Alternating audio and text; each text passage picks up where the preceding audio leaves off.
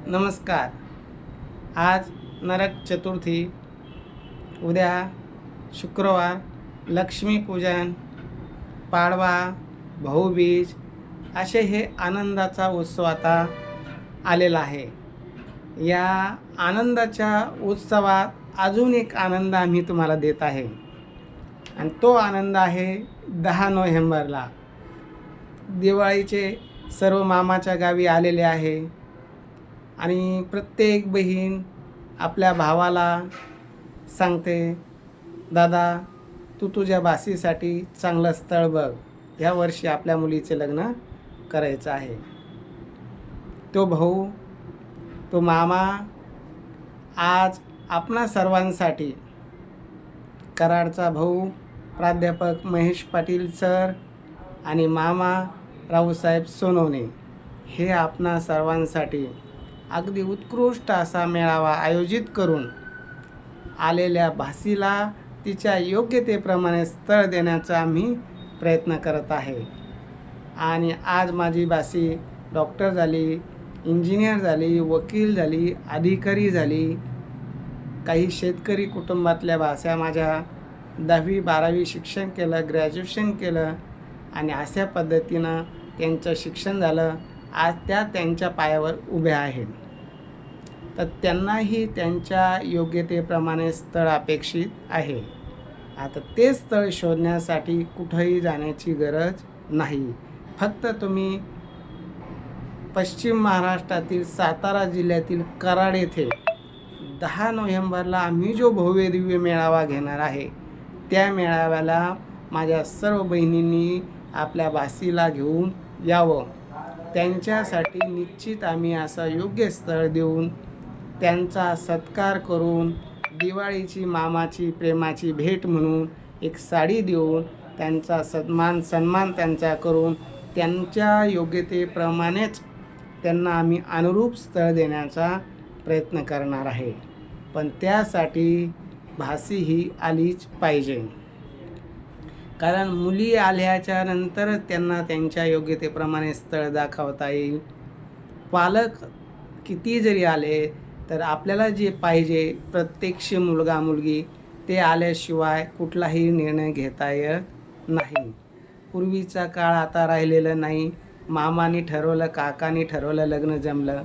आता काळात बदल झालेला आहे. मुलं शिकले, मुली शिकल्या, ते त्यांना चांगलं वाईट या गोष्टीची जाणीव आहे आणि त्यांना त्यांच्या योग्यतेप्रमाणे स्थळ देण्यासाठी त्यांना स्वतःला घेऊन येणं गरजेचं आहे.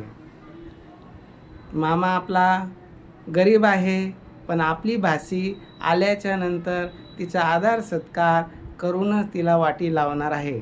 आणि प्रत्येक मुलीला मामाच्या गावी जावंसंच वाटतं. कितीही गरीब मामा असू द्या, अगदी बंगल्यात करोडपतीची मुलगी जरी असेल, पण मामा पत्र्याच्या घरात जरी राहत असेल, पण दिवाळी आल्यानंतर त्या बहिणीला भावाची आठवण येतेच. ती बहिणीची ओढ माहेरी जाण्यासाठी लागते. तसंच आता हा मामाचा मेळावा आहे आणि मामाचा कार्यक्रम म्हणलं का बहीण भावासाठी धावून येणारच, ही मला खात्री आहे. प्राध्यापक महेश सरांशी चर्चा झाली. ते म्हणजे सोनवणे साहेब, मुली तुमच्या भागातून येतील का? त्यांना सांगितले येतील नाही, धावत येतील. कारण हा भावाचा कार्यक्रम आहे, मामाचा कार्यक्रम आहे. सगळ्या मुली माझ्या कार्यक्रमाला येतील. तुमच्या भागात तुम्ही आता माझा कार्यक्रम एकदा आपण घेतला का तुमच्या लक्षात येईल की मामावर भासीचं किती प्रेम आहे आणि त्या प्रेमासाठी मामासुद्धा तसाच पाहिजे. कारण मामा ही तुमच्यासाठी निस्वार्थपणे झटणारा आहे. कुठल्याही प्रकारची भासीकून फी न घेता अगदी मोफत मेळावा आम्ही आयोजित केलेला आहे. आणि हा मेळावा कराडला शिवार गार्डन, स्टेशन रोड, कराड येथे हा मेळावा आयोजित केलेला आहे. आणि अधिक माहितीसाठी कराडचे प्राध्यापक महेश पाटील सर आहे.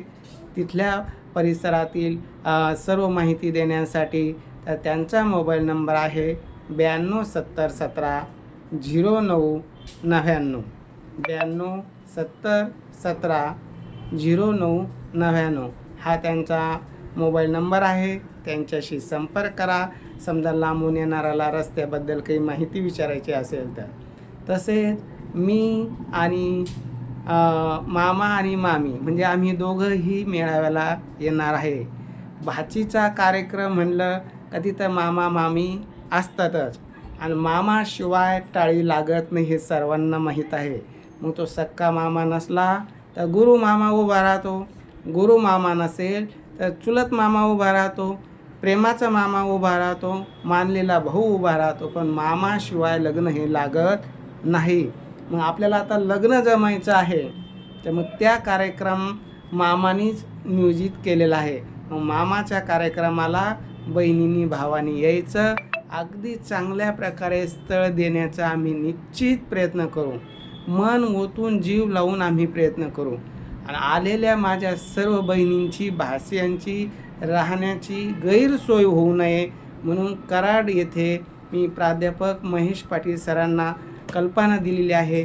आलेल्या सर्व लांबून येणार आहे त्यांना वेळेवर येणं शक्य नसल्यामुळं त्यांना एक दिवस मुक्कामी येणं गरजेचं आहे.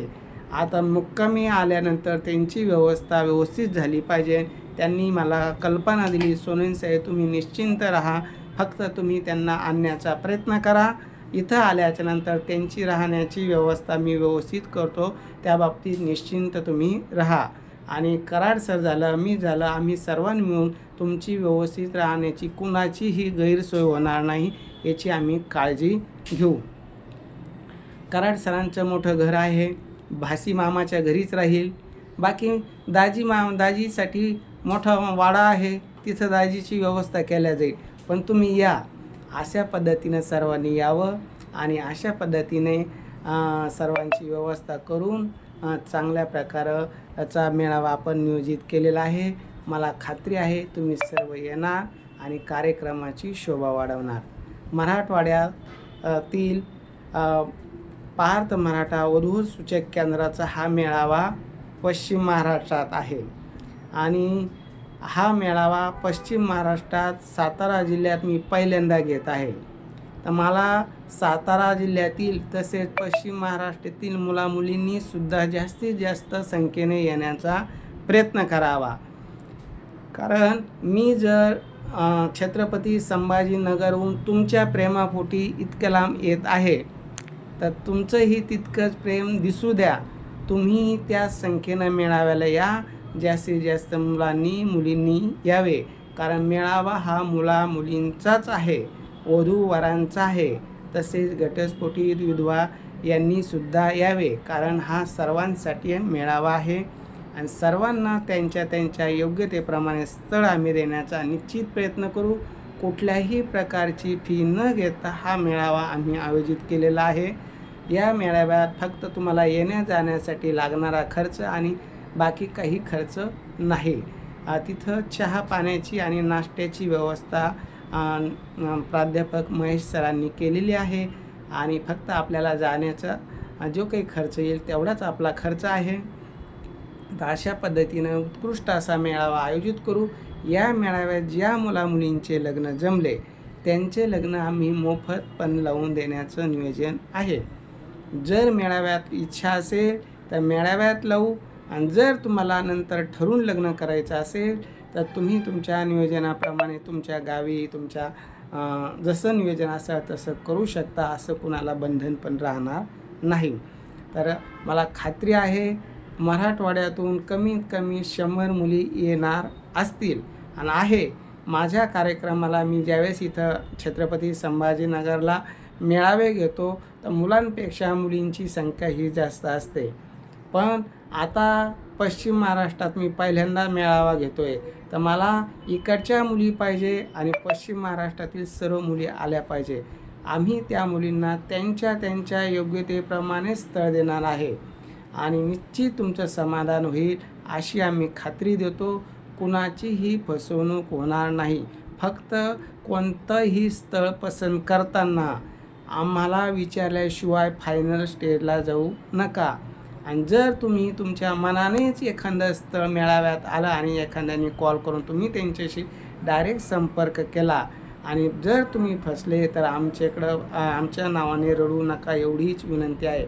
कारण कधी आमच्या नावाचा वापर करून कुणी फसवण्याचा प्रयत्नही करू शकता.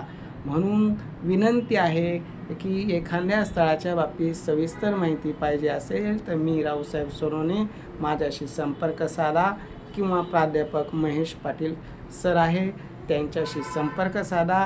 त्या स्थळाच्या अंतिम निर्णय घेण्याअगोदर आम्हाला जी माहिती आम्हाला मिळालेली आहे ती माहिती आम्ही तुम्हाला अगदी सविस्तर देत असतो. बाकी निर्णय हा तुमचा असतो, फायनल निर्णय तुमचाच असतो. पूर्ण शहानिशा केल्याशिवाय कुठंही संबंध धरू नये. उद्या भविष्यात काही अडचणी आल्यास केंद्र हे जबाबदार नसतं. आम्ही फक्त सूचक आहे, चांगल्या प्रकारे दाखवण्याचं काम करणार, जोडण्याचं काम करणार, पण अंतिम निर्णय हा तुमचा राहणार आहे. म्हणून कळकळीची विनंती आहे, घाई गडबडीत कुठलाही संबंध धरू नका. संबंध करताना एकदा दोनदा भेटा, पूर्णपणे शहानिशा करा. जर तुम्हाला दोघांनाही एकमेकाबद्दल खात्री वाटली तरच तो संबंध आपण पुढं नेऊ. अशा पद्धतीने आम्ही प्रत्येक भागात वेगवेगळ्या ठिकाणी नवनवीन भागामध्ये मेळावे घेऊन अनुरूप जोडीदार देण्याचा प्रयत्न करतो. गेल्या 10 वर्षापासून छत्रपती संभाजीनगरला मी मेळावे घेत आहे. आतापर्यंत माझ्या कार्यातून 4-5 हजार मुलामुलींची लग्न जमलेली आहे आणि आता पश्चिम महाराष्ट्रात सुरुवात केलेली आहे. तर तुमचं सर्वांचं सहकार्य असावं आणि सर्वांनी या मेळाव्याला यावं, अनुरूप जोडीदार देण्याचा आम्ही निश्चित प्रयत्न करू.